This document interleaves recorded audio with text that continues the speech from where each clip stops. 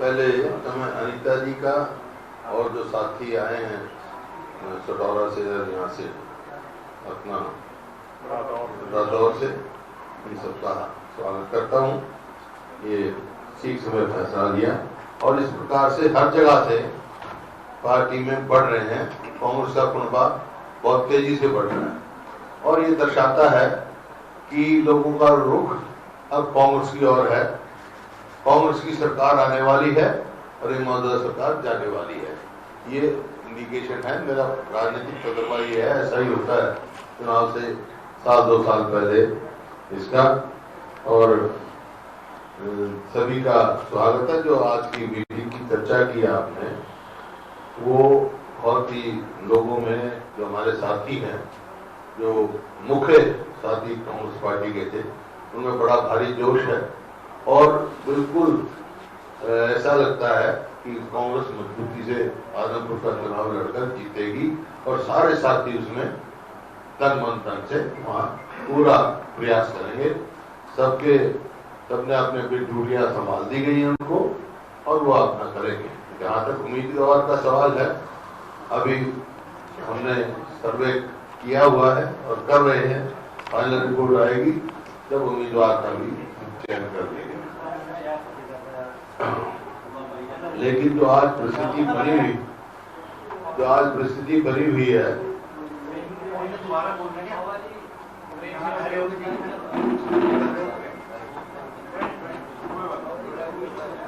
हमने वहाँ 3 जगह अपने दफ्तर बनाए हैं।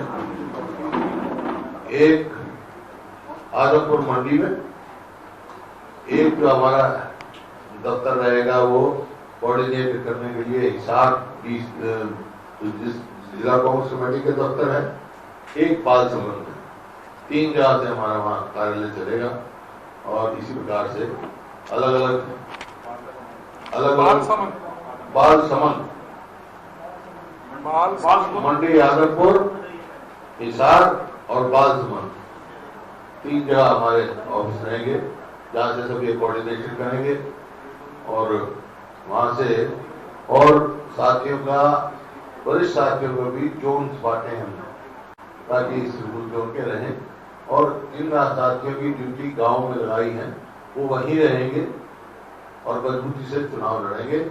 इसमें कोई दो राय जो रुझान आ रहे हैं आजमपुर से, उसके आधार पर मैं कह सकता हूँ कि कांग्रेस पार्टी को चुनाव हमारा उम्मीदवार जीतेगा वहां से और अच्छी वोटों से जीतेगा, क्योंकि हर वर्ग से हमारे को सहयोग मिल रहा है।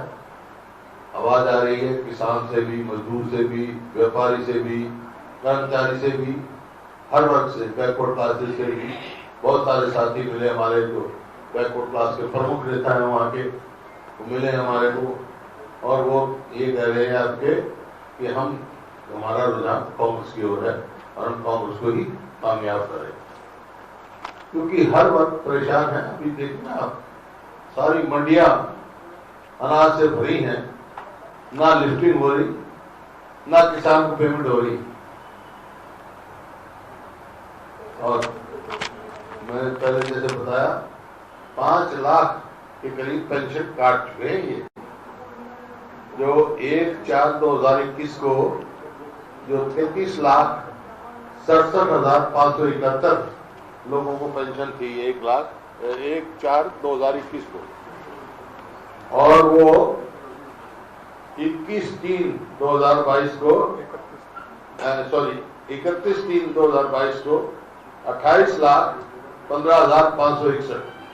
अब देखो ना, 4,92,010 जो है पेंशन काट चुके लोगों को। बहुत परेशानी है। इसी प्रकार से चाहे वो विकलांग हो, मतलब स्कूल के बच्चों का जो पेंशन थी वो भी नहीं मिल रही विकलांग बच्चों को। इस प्रकार से ये सरकार, जो मौजूदा सरकार है, वो बिल्कुल लोग इससे विमुख हो चुके हैं और सारी उम्मीदें नाउम्मीद में बदल चुकी हैं। सिर्फ एक कांग्रेस की तरफ ऑल्टरनेटिव कांग्रेस को देख रहे और सारे साथियों ने आज से मदद करी। और जो आप कह रहे थे एक साथी की, उनको जैसे बताया और सामने सबको मालूम, तो पहले बीजेपी की मत कर रहे थे, तो अच्छा है जान करके, नहीं तो उसके बाद जी शायद एक्सपोज कर देते उनको, अपना बचाव है। और बोल एक सर, जैसे आपने विपक्ष आपके द्वार शुरू किया, वैसे ही किरण चौधरी कार्यकर्ताओं के द्वार कार्यक्रम वो लगातार कर रही है। आपको ऐसा नहीं लगता कि अलग अलग कांग्रेस चल रही है? नहीं, कोई इतराज नहीं मेरे को। इसमें क्या है भाई, कांग्रेस को मजबूती करेंगे ना, जा करेंगे। कांग्रेस का ही कार्यक्रम कर रहे हैं, तो बीजेपी का तो कोई कार्यक्रम नहीं कर रहा है। जब आपने विपक्ष आपके द्वार शुरू किया तो कई विधायकों ने ये कहा कि कांग्रेस आपके द्वार नाम होना चाहिए था, आप अपनी राजनीति को आगे बढ़ा रहे हैं।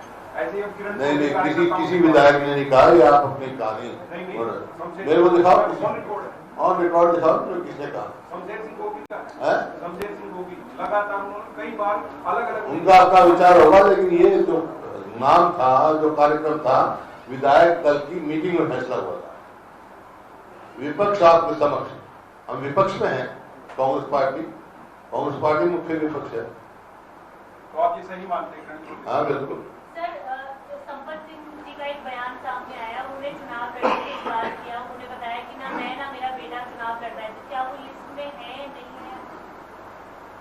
ये सारी बातें तो आपको पता नहीं, मैं समझता जरूरत नहीं हमारे को, लेकिन उन्होंने कोई इच्छा जाहिर नहीं करी।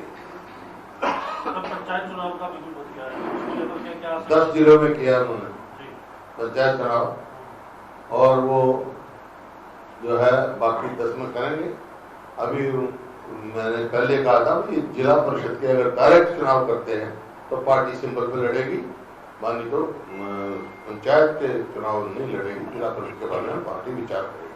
लेकिन सर, बीजेपी ने ये फैसला किया है कि जिला परिषद का चुनाव बीजेपी भी डायरेक्ट सिंबल पर नहीं लड़ेगी, और उनकी जिले की इकाई चाहेगी तो सिंबल पर लड़ेगी। आप नहीं, डायरेक्ट तो भाई मैं तो पहले से एतराज किया था। ये कॉर्पोरेशन का जो मेयर का इन्होंने डायरेक्ट इलेक्शन करवाया है, तो जिला परिषद के चेयरमैन का क्यों नहीं डायरेक्ट करवा रहे भाई? पता लग जाएगा, उसमें हम सिंबल पे लड़ेंगे, आए मैदान में। अब तो लॉस भी होगा, तो सीटें हो ही नहीं रही। अब नहीं हो रहे, तो कांग्रेस कोई भी टिकट पे नहीं लड़ेगी। नहीं, अब जिला परिषद के बारे में विचार करें। पंचायत कोई चुनाव मेंबर का, पंचायत जिला परिषद मेंबर का कहाँ, वो हम विचार करेंगे। एक कुलदीप मिश्रा लगातार आपको चैलेंज कर रहे हैं कि बुड्ढा साहब आदमपुर से चुनाव लड़के निकालें। जिस बात का कोई मायना नहीं है उसका क्या जवाब है? सर, वो जिला अध्यक्ष वाली सूची कहाँ गई, वो नहीं आई है? जिला अध्यक्ष बनाए जाने थे। नहीं, चुनाव हो गया ना अब तो राष्ट्रीय अध्यक्ष का चुनाव हो रहा है वहां पर 17 तारीख, उसके बाद हो जाए।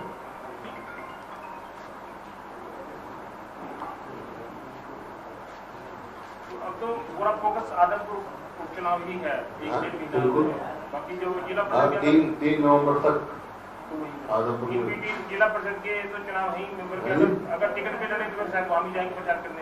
आओ तो विचार करना। हाँ, नहीं तो सब साथियों की ड्यूटी लग गई है और सब अपने ड्यूटी देने क्या है। नामांकन भरने के बाद हम हिसार में फिर मीटिंग करेंगे सारे साथियों। आज जो आज साथी आए थे कांग्रेस के वरिष्ठ नेता और कार्यकर्ता जो साथी हैं, तो जिस दिन नामांकन बनेंगे उससे अगले दिन हिसार में फिर मीटिंग करेंगे। सर, आदमपुर के उपचुनाव में जब चुनाव हुआ है आदमपुर का, तो चाहे कांग्रेस के सिंबल पर लड़ा भगोड़ा परिवार या फिर कांग्रेस से हटकर हरियाणा दलित कांग्रेस बनाकर लड़ा, लेकिन जीत बिश्नोई परिवार की हुई। इस बार आपको लगता है कि बिश्नोई परिवार से ऐसा है? आपने फिर चुनाव के नतीजे नहीं देखे। आप 2019 का पार्लियामेंट का चुनाव देखना, उसका नतीजा देखना। 10 कांग्रेस के उम्मीदवार थे, एक उनमें से एक भव्य बेलश्री थे, एक ही आदमी जमानत हुई। आदमपुर हल्के से कोई 24 या 25 हजार से उसकी हार हुई थी।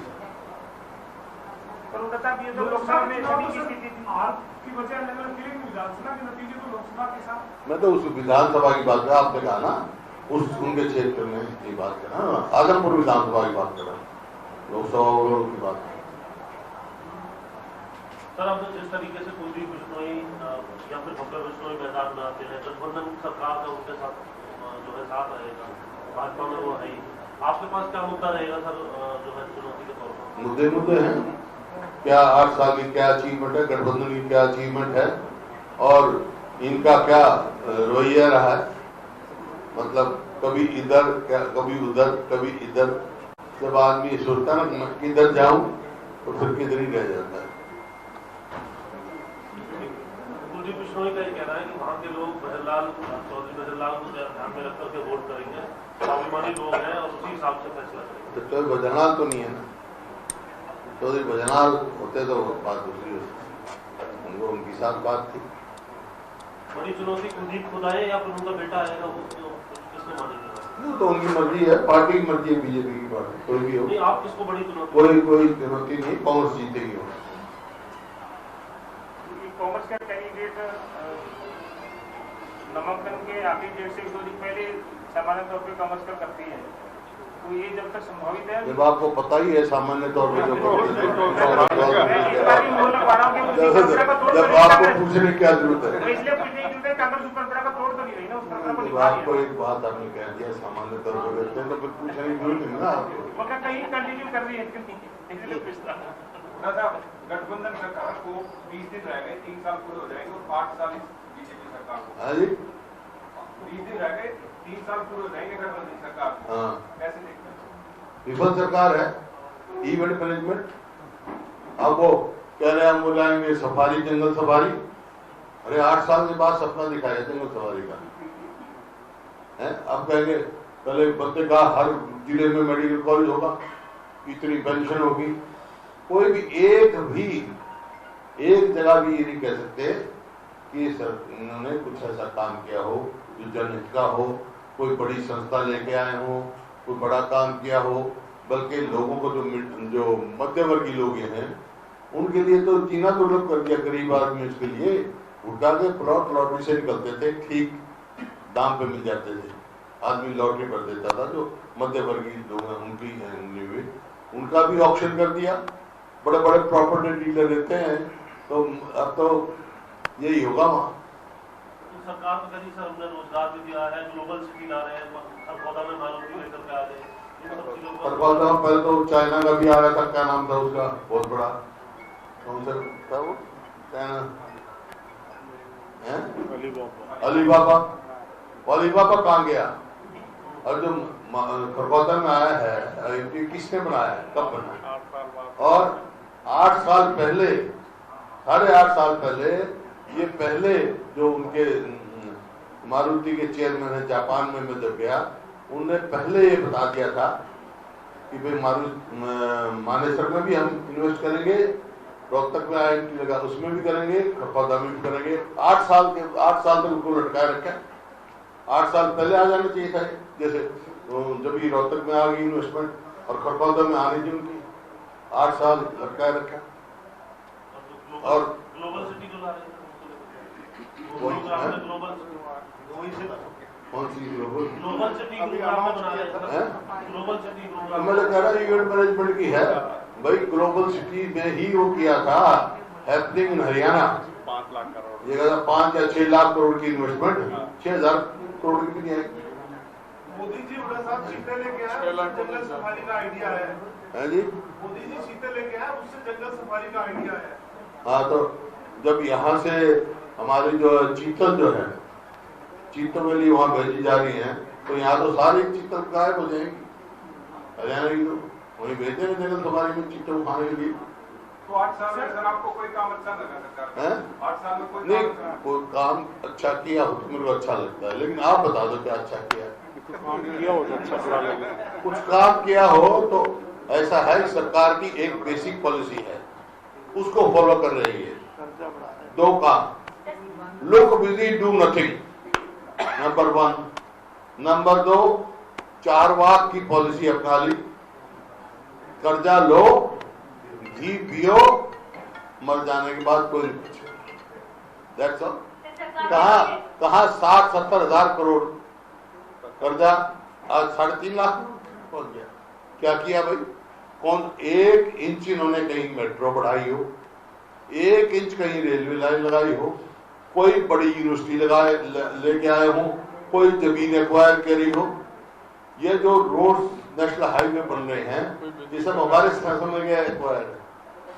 कोई ऐसा इंस्टीट्यूट लेके आए हो, बल्कि जो एम्स में झज्जर में कई आ रही थी फैकल्टी, हार्ट की अलग थी, आउटडोर अलग थी, वो भी मतलब बस कैंसर इंस्टीट्यूट बन के रह गया।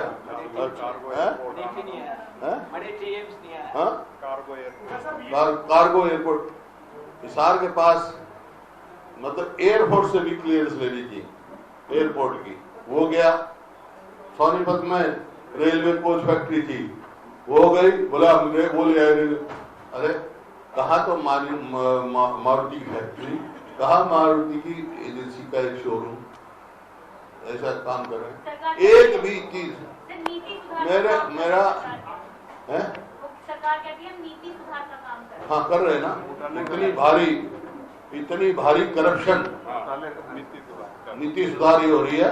कोई काम बगैर रिश्वत के नहीं होगा हरियाणा में, ये नीति आई है नीचे से लेके ऊपर तक।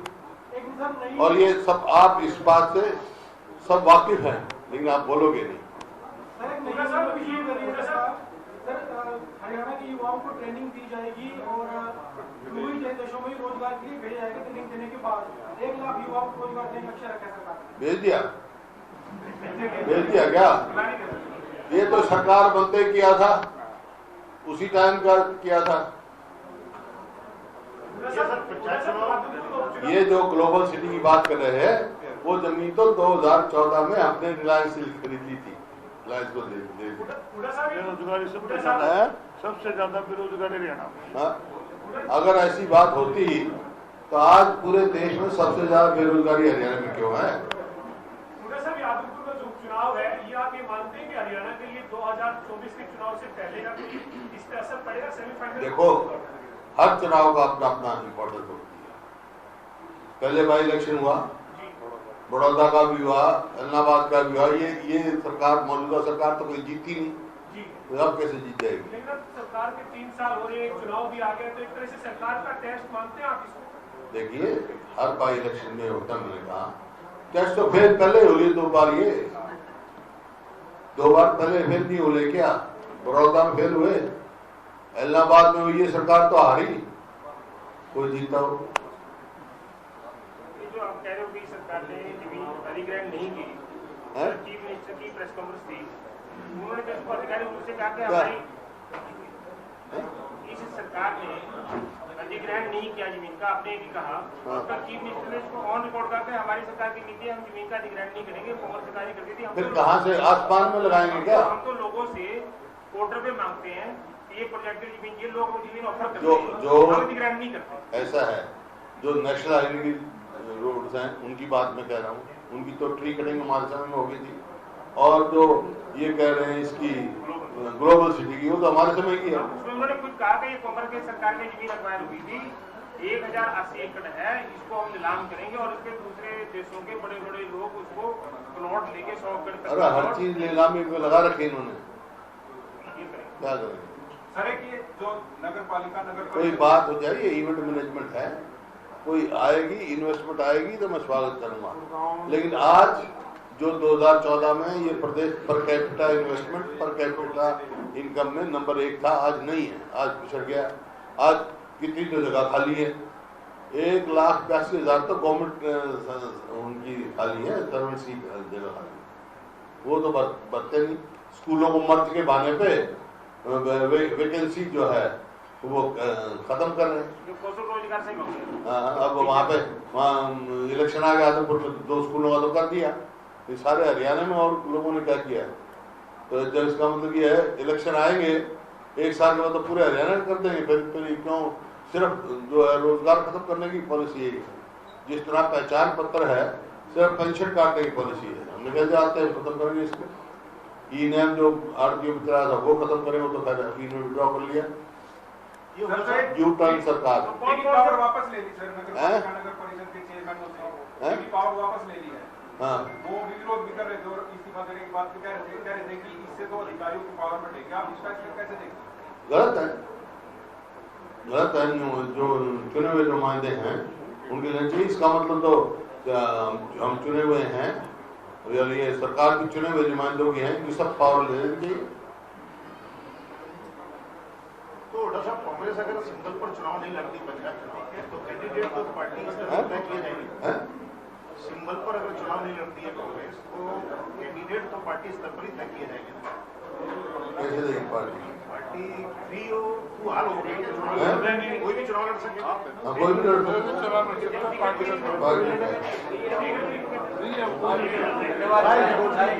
Okay, thank you. सब चाय पी के जाना। सिंह हुड्डा की प्रेस कॉन्फ्रेंस आप सुन रहे थे। आदमपुर उपचुनाव को लेकर भी उन्होंने बात रखी है और इसके साथ साथ कांग्रेस पार्टी में जो शामिल हुए नेता उनका स्वागत भी उनकी तरफ से किया गया है। तो अहम जानकारी आपको दे रहे हैं। तैयारी में जुटी है कांग्रेस पार्टी। आदमपुर उपचुनाव को उन्होंने कहा कि मजबूती के साथ लड़ेंगे। हालांकि आपको जानकारी दें कि आदमपुर उपचुनाव को लेकर कांग्रेस पार्टी की प्रेस कॉन्फ्रेंस में भूपेंद्र सिंह हुड्डा ने भारतीय जनता पार्टी के कामकाज को लेकर भी सवाल उठाए हैं और आरोप लगाया है कि इन 8 सालों में सरकार काम नहीं करती दिखी बल्कि इवेंट मैनेजमेंट का काम करती रही।